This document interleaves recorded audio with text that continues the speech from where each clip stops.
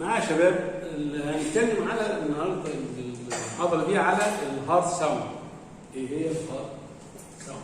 ده برضه له كل ده له علاقه بمين؟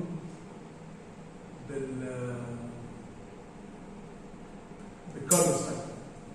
الهارد ساوند اصوات القلب. احنا قلنا يا جماعه القلب له 4 اصوات لما كنا بنشرح الكاردياك سايكل، وفي اوديبل ساوند وفي ان اوديبل ساوند. الاوديبل ساوند او نون اوديبل يعني تسمع هما 2 الفيرست والسكند، بينما الصوتين اللي ما بيتسمعوش يا جماعه مورنا اللي ما بيتسمعوش الا في حالات باثولوجيكال مرضين اللي هو الثيرد والايه والفورث. طيب انا عندي لو برضه نفتكر معانا كده، عندي ده اللي هو ساوند 1 اللي هو الفيرست هارد ساوند، وده اللي هو السكند.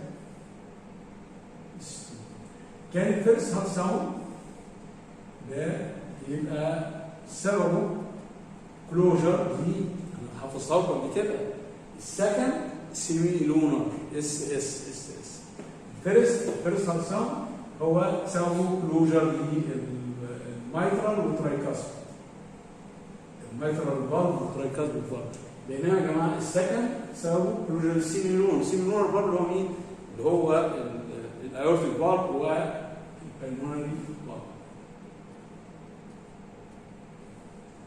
طيب لو نفتكر مع بعض كده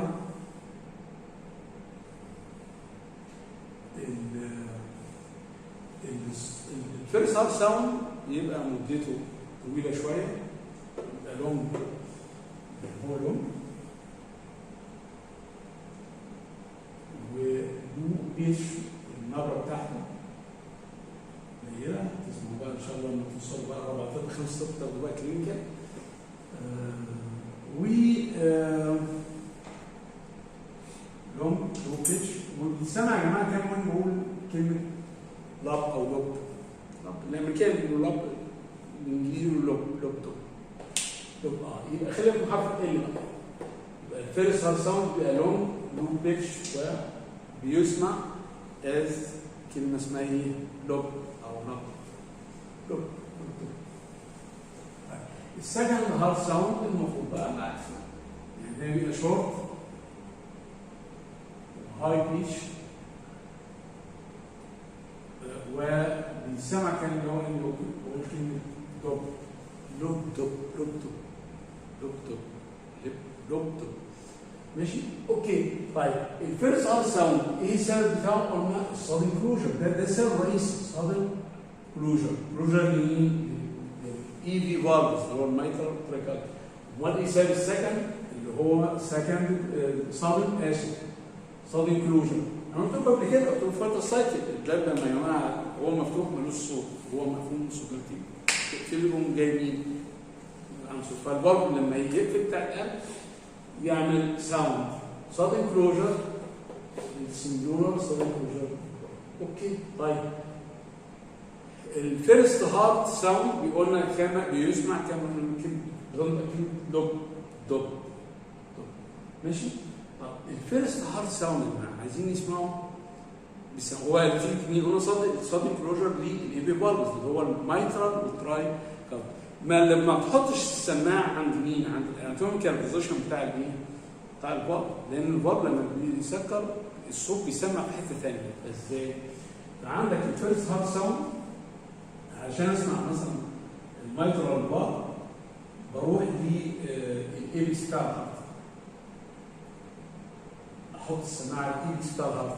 الايبكس بتاع الهارت ده اللي هي في حاجه اسمها ميديكال لافيكولار لاين موجود في الاناتومي، كلافيكل اللي هي في النص، والفيبس انتركوستال سبيس، الانتركوستال سبيس رقم 5، وحوالي 9.5 سم من الميد لاين.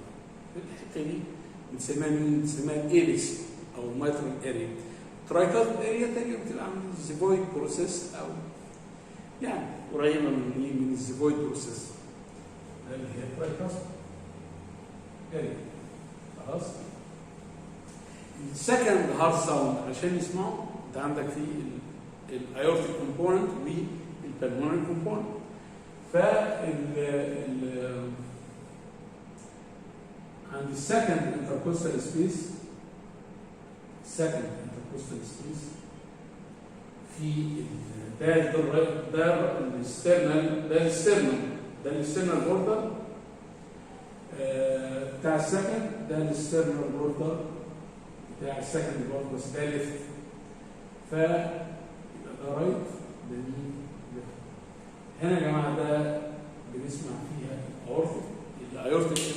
يبقى الايورتيك فالف وهو بيسكر بنسمعه فين؟ بنسمعه في الكوست، بنسميه كوست ستيرنال جانكشن او الرايت بوردر،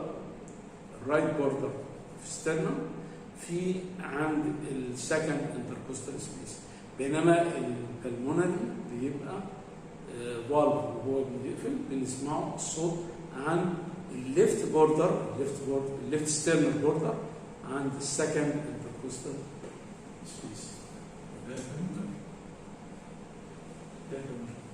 دي بنسميها اوسكالتاتيف ارياز، اللي هي الصوت بيسمع فين بالظبط.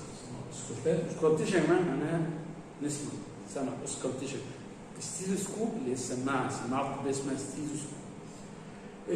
معايا الثيرد هارد ساوند اللي بتفتكروه، الثيرد خلي بالك بقى نسيت اقول لكم. طب انت قلت لي الفيرست هارد ساوند بيحصل فين؟ نتيجه سادن كلوجر للمايترال تراكاست اللي هو ايبي فالف. انت اثناء ايه في الكاردياك سايكل؟ اثناء حاجه اسمها ايزوبوليمتريك كونتراكشن. اللي هو بدايه الستول. بينما السكند هارد ساوند اللي هو كلوجر في نهايه الستول يا جماعه. نهايه الستول معناها بتاعت الستول، نهايه الايجكشن بقى خلاص، ما عادش في ايجكشن، ما عادش في بلاد بينضخ. انا خايف البلاد يرد من البلمونر يوم السيمونر اللي هي في نهايه الستول. يعني كلمه بنقولها في نهايه الستول يعني معناها بتاعت الستول اللي اسمها بقى ايزوبوليمتريك ريلاكسيشن. قلنا الفيرست ساوند ده لهم شويه ممكن يمتد في الفيز اللي بعد منه، يعني الايزول كونتراكشن الرابيد ايجكشن. ده بيحصل ايزوليتد ريلاكسيشن. خلي بالك ده الفيرست ساوند انديكيت الستارت اوف سيستول. ده انديكيت الستارت اوف ده سيستول. اذا الفتره ما بين الفيرست والسكند هي السيستول. الفتره ما بين السكند الفيرست اللي بعد منه، ده اسمها ايه؟ اسمها دايستول. معايا يا شباب؟ الفتره ما بين الفيرست والسكند السيستوليك بيريود اللي هي كانت كام؟ 3 سكند. بينما الدايستول كان كام؟ 0.5 سكند. بنتكلم على الفنتركل. طيب عظيم. يعني خدنا فكره دلوقتي عن حكايه هتلاقوا مكتوب عندكم في الشيت الفيرست ساوند ده كان بيحصل فين؟ الاس جي مش عارفين، هنشرحه ان شاء الله ربنا يسهل. الفيرست ساوند كان بيحصل عند الار، حاجه اسمها ار ويف، وهنا بيحصل عندنا حاجه اسمها الاند بتاع التي ويف.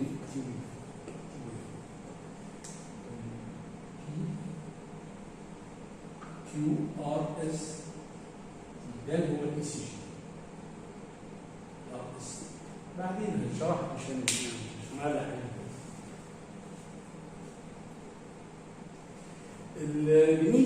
نيجي بقى لمين؟ نيجي خلاص ده الفيرست والسكند، نيجي بقى الاصوات اللي هي الثيرد والفورث. الثيرد الصوت اللي هو الثالث يا جماعه، الثيرد هارف ساوند ده المفروض بيحصل فين؟ بيحصل في الفيلنج فيز، فيلنج رابد فيلنج فيز.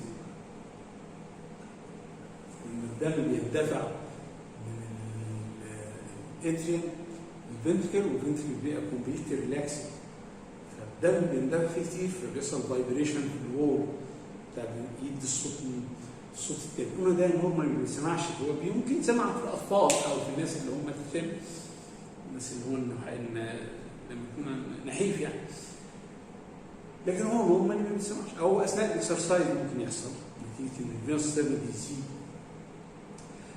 ولكن لو انت باثولوجيكالي ممكن نسمعه اللي هو الثيرد. قال لك لو في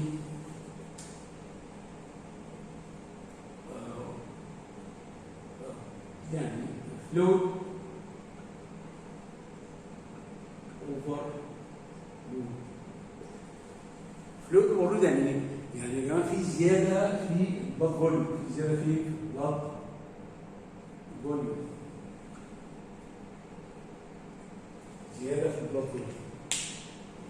اللي هو دايما احنا لما انا قلت لكم البريلود فوليوم، افتر لود بريشر، فده ساعات بنسميه بريلود، بريلود اوف اتريا، اوف اتريا.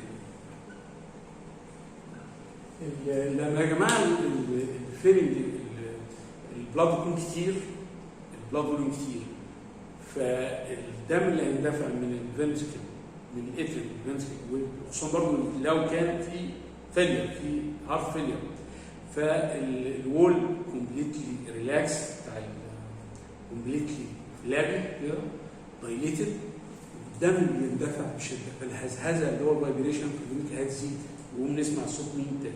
يبقى الصوت التالت ده لما يبقى فيه فلو اوفر لود، او في انكريز في الفينوس ريتيرن، او في انكريز في البلاد فوليوم، بس دي حاله باثولوجيكال. حاله مين؟ باثولوجيكال. خلاص ماشي. لما يكون في هارت فيلير هنفهم ايه علاقه بقى. هل الهارت فيلير بيبقى فيه فلويد ريتنشن؟ طبعا، بس ما يعني ابسط حاجه خالص ان لما يبقى في هارت فيلير يعني الكونتراكشن ضعيف، البلاد فلو اللي هيروح للكدني ضعيف. البلاد فلو اللي بيروح للكدني كتير، هتاخدوها في سنه فوق ان شاء الله، هتلاقي اليورين هيبقى كتير. طب افرض البلاد فلو قليل، اليورين هيبقى قليل، وبالتالي يبقى الفلويد هيتجمع. دايما الناس عندهم هارت فيلير بيبقى عندهم فلويد ريتنشن. طيب اوكي، تعالى بقى الصوت الرابع. الصوت الرابع ده اللي بنسمعه بتاع الصوت الرابع ده يا جماعه بنسمعه في اخر الفيلم بتاع الفنتركل، اخر مرحله في الفيلم ده اسمها اتريال سيستول. اتريال بيدير مين؟ كونتراكشن، اللي هو قبل الفيرست. قبل مين الفيرست؟ ده اللي هو الصربعه، ده بيحصل اثناء مين؟ اثناء الاتريال سيستول. هو نورمالي ما بيتسمعش يا شباب اللي هو الصوت الرابع. امتى يتسمع؟ قال لك لو في ستيفنس في الفنتركل، يعني الوول بتاع الفنتركل مور ريجيد، في هايبرتروفي، في تضخم نتيجه اي حاجه. سبب بقى الهايبرتروفي اسباب كثيره بالنسبه للليفت فنتركل، يا اما سيستميك هايبرتنشن، يا اما في الايورتيك فالف في ضيق اللي هي اورتيك ستينوزس. كل ده بيعمل مين؟ هايبرتروفي. نشرح من شويه هايبرتروفي.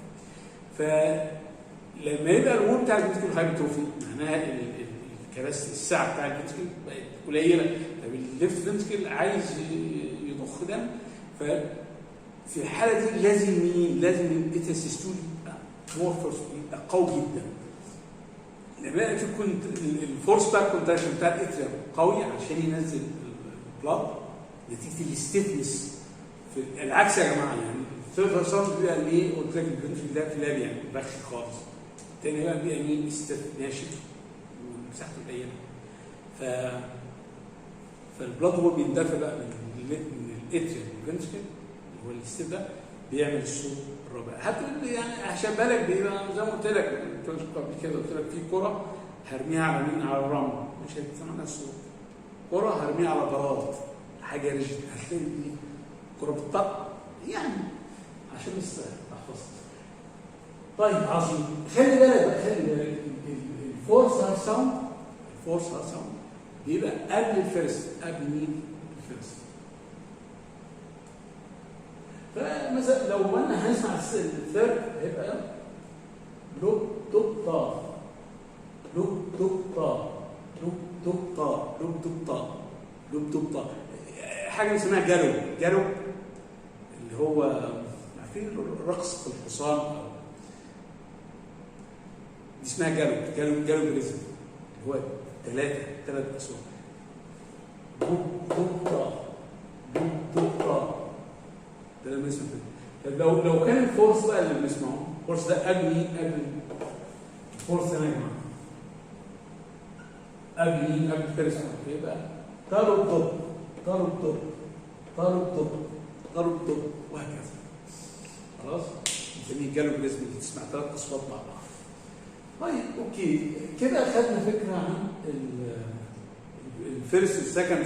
في بقى في هنا بالنسبه للسكند يا جماعه في حاجه بقى بتحصل، حاجه اسمها سبليتنج السكند هارسون بالذات. السكند هارسون بيحصل سبليتنج يعني ممكن نسبه، يعني ممكن اللي هو الاورتيك فالف ده يسكر اسرع من البلمونري والف، فيبقى في سبليتنج في الساوند.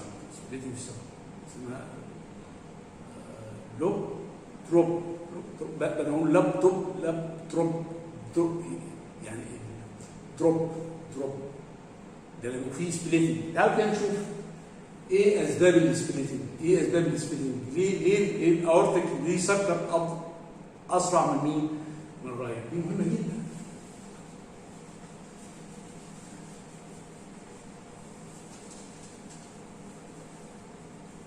الحاجات دي هتاخدوها في كلينيكال اكتر ان شاء الله. تروحوا البطنه كده، دكاتره البطنه دكاتره كويسين بتوع الكارديولوجي هيفهمها لكم اكتر. بصوا معايا، انا بتكلم دلوقتي على مين؟ على سبليتنج اوف سكند هارت ساوند. في نورمال سبليتنج، في 4 حاجات. في نورمال سبليتنج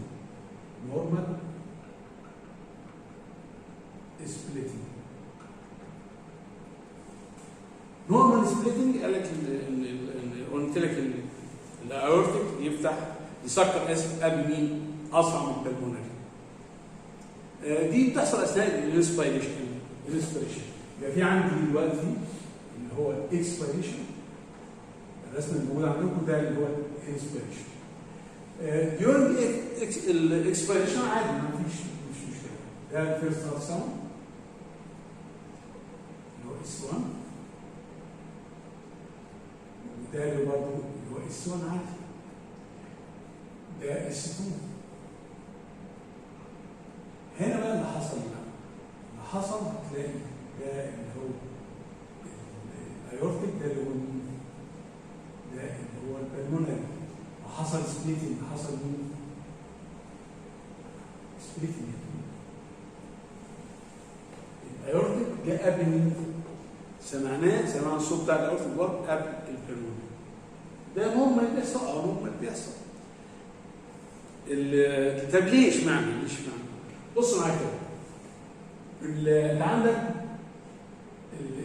يعني مثلا ده الثراسيك ان شاء الله لما ناخد ريسبيريشن هتلاقي ان ديورنج الانسبيريشن ديورنج اللي هو الشهيق يعني بيحصل انكريز في الكباسيتي في الثراسيك كافيتي. الثراسيك اللي هو تجويف الصدر ده بيزيد في كل دايركشن، سواء سايد تو سايد، سواء انتيريور او فيرتيكال. المهم يعني ايه الثراسيك كيج لو كبسط ده بيزيد.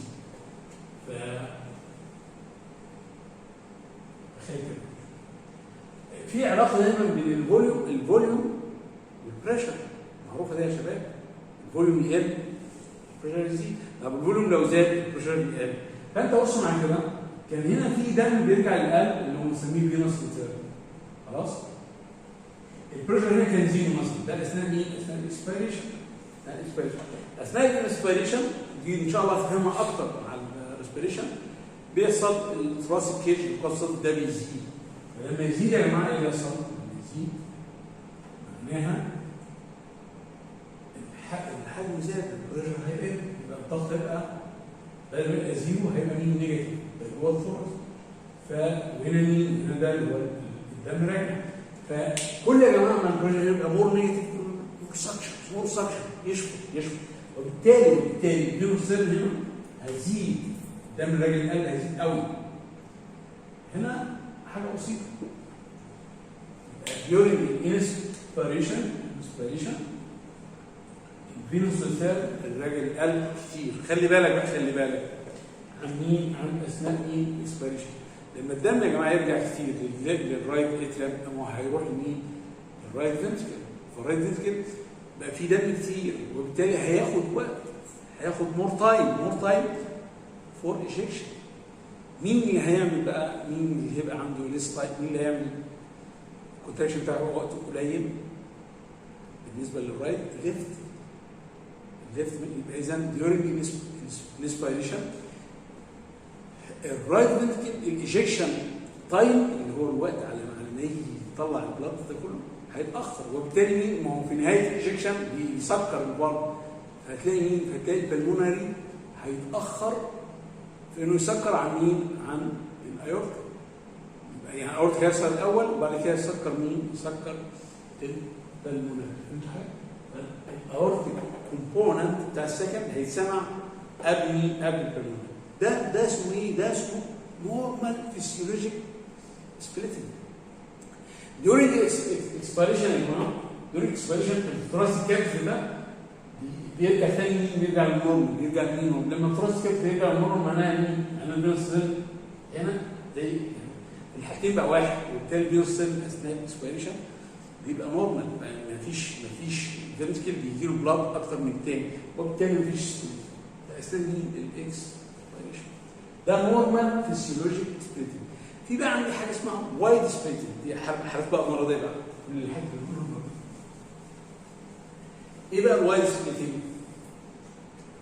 وايد سبليتنج يعني هنلاقي، بصوا يا شباب، هنلاقي ده اثناء الاكسبيريشن، ده اثناء الانسبيريشن، ده الفيرست هارت ساوند، ده الفيرست ساوند مفيش مشكله، الصوت. هنا هنلاقي هيحصل برضه سبليتنج في اثناء الاكسبيريشن. يعني هنلاقي الاورتيك يفتح قبل مين؟ قبل البرومون هيتاخر شويه. ولكن during the inspiration اصلا في سبليتنج. اصلا في سبليتنج، بيحصل مور سبليتنج. هقول لك بقى ليه بيحصل مور سبليتنج. يعني تلاقي مثلا ده اللي هو الاورتيك كومبوننت. شوفوا يا جماعه ده معناه مين؟ حصل مين؟ وايد سبليتنج. وايد سبليتنج. ايه اللي حصل هنا بقى؟ امتى يحصل بقى الوايد سبليتنج؟ قال لك في حاجتين. بصوا معايا كده، ده الرايت فنتريكل كان شر العصبيه يا جماعه. هو طبعا بيضخ البلد في البلمونري. كان في شر العصبيه بيديله مين؟ اللي هي الكهرباء، يعني الكهرباء كان بيديله حاجه اسمها رايت باندل برانش. ده اسمه رايت باندل برانش، ده اسمه ليفت باندل برانش. امتى بقى؟ انا هنا بقى ايه اللي يعمل سبليتنج؟ وايد سبليتنج. معناها بقى اذا كان نورمال يا جماعه الرايت فنتريكل بيتاخر عن مين؟ في اثناء الانسبيريشن كان الرايت بونا بيتاخر شويه عن مين؟ لان في دم كتير فبياخد مين؟ وقت اطول. فكان البلمونري بيسكر متاخر، فالاورتيك يسمعه وهو بيقفل الاورتيك، والبلمونري يسمعه متاخر شويه، فعشان كده في سبليت. طب فما بالك بقى دلوقتي ده الرايت هيتاخر اكتر واكتر. الرايت فنتريكل هيتاخر اكتر واكتر، وبتبقى في مين؟ وايد سبليتنج. ايه اللي يخلي بقى الكونتراكشن بتاع الرايت فنتريكل يتاخر وياخد وقت طويل؟ قال لك والله في عندي حاجتين.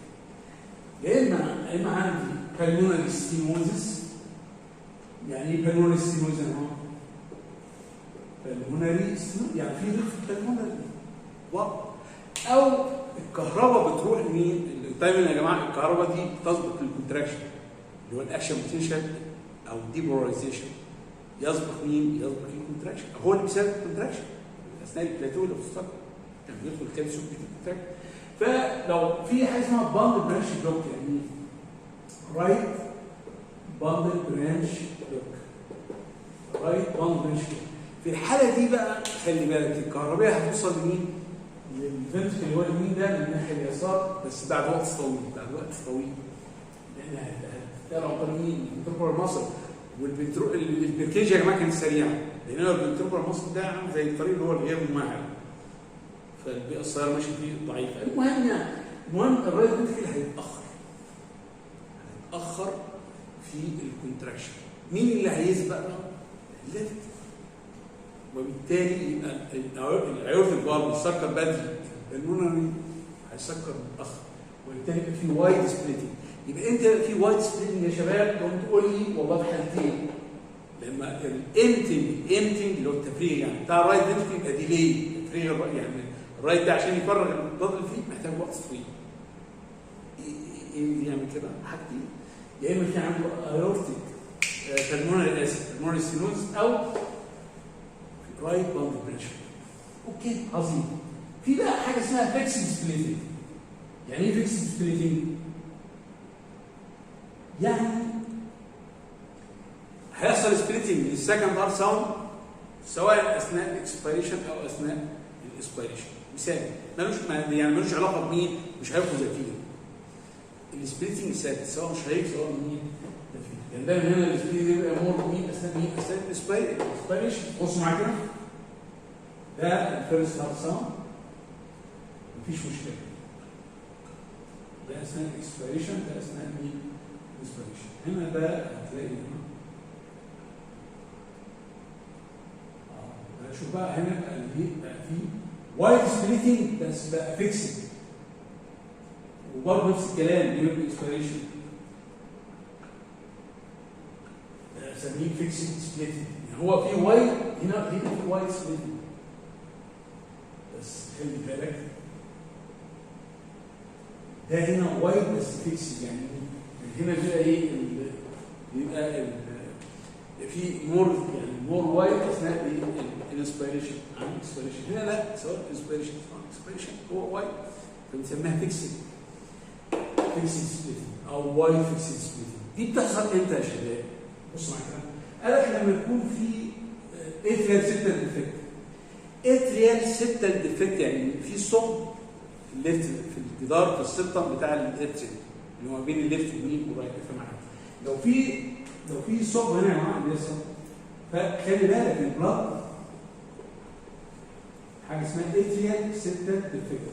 اتريال سيبتال ديفكت يعني ايه؟ يعني دايما البريشر في الناحيه الليفت اعلى من البريشر في الناحيه الرايت، فايه اللي يحصل؟ لما يبقى في ثقب في الاتريال سيبتم، فالبلاد هيتحرك من الليفت اتريال يروح للرايت اتريال. فانت خلي بالك هنا يا جماعه الرايت فنتركل هيبقى فيه مور بلاد، هيوصل له مين؟ مور بلاد. والليفت فنتركل هيوصل له ليس بلاد.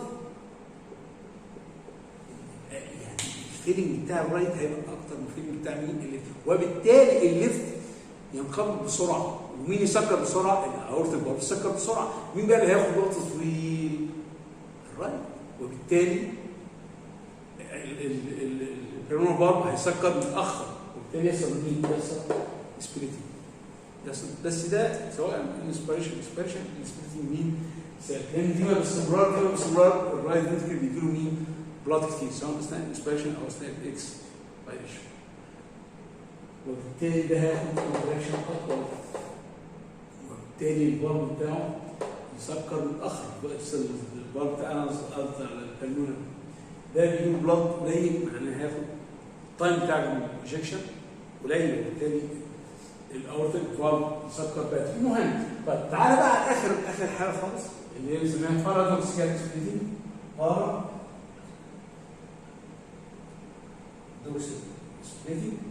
بارادوكسيال دي معناها يا جماعه غير منطقي، غير بارادوكسيال يعني ايه؟ افهم معايا. هنا في الحاله الاخرانيه دي احنا هنعكس الحاله الاولانيه. يعني في الحاله الاولانيه كان اثناء الاكسبيريشن كان ما فيش سبليتنج، لا هنا يبقى في سبليتنج. واثناء الاكسبيريشن كان في سبليتنج، لا هنا ما فيش سبليتنج. عشان كده سميناها بارادوكسيال، العكس او غير منطقي. ازاي بقى؟ اقول لك على دلوقتي. اللي حصل بقى هنا في البارادوكسيال سبليتنج الحاله الاخيره نفس الحاله اللي بتاعت مين؟ وايد سبليتنج اللي قلنا فيها مين؟ بيبقى فيه بالمونري ستينوزس او في ديلي في الايجكشن بتاع مين؟ ديلي في الايجكشن بتاع الرايت. هنا هيبقى يا جماعه في ديلي في الايجكشن بتاع الليفت. يبقى نتيجه مين؟ نتيجه حاجتين، يا اما اورتيك ستينوزس او